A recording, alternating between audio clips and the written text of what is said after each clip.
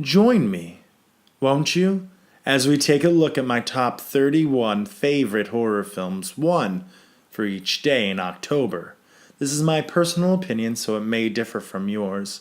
This is a non-spoiler review, so sit down, strap yourself in, because tonight we're taking a look at Psycho 2.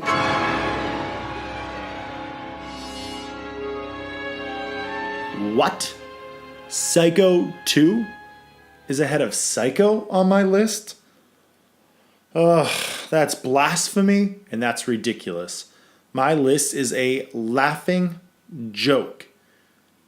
I can hear it now. And to be honest, I agree with the public. I think Psycho is a far superior film to Psycho 2.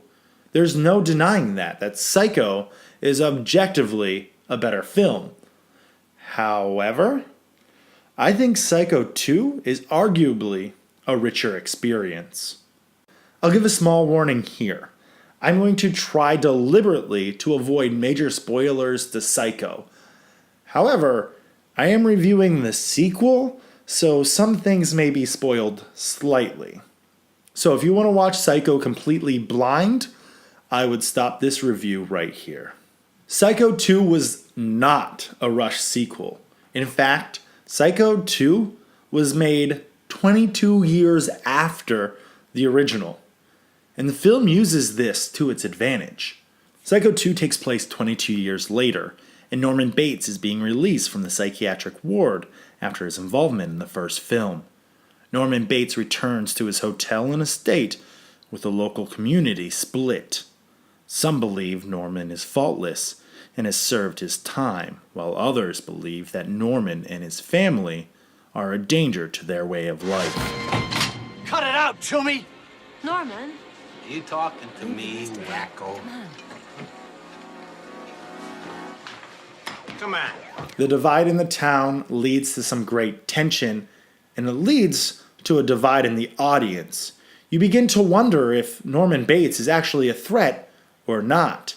And Anthony Perkins knocks it out of the park in his return as Norman Bates.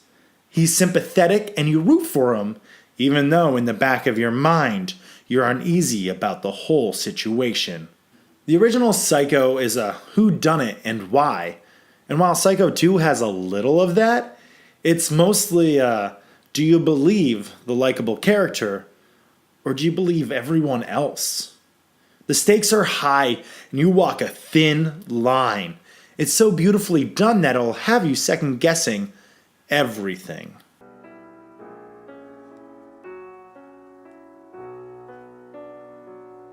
When I found out that Psycho had sequels that weren't attached to Alfred Hitchcock, I immediately classed them as crap. And then when I finally took the plunge and watched the sequels, I was blown away by the second installment.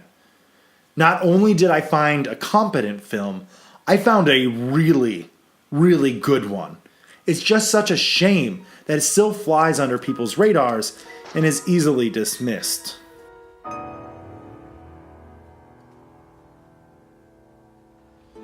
Psycho 2 is still an underappreciated film to this day, and I dare you to sit down and watch it.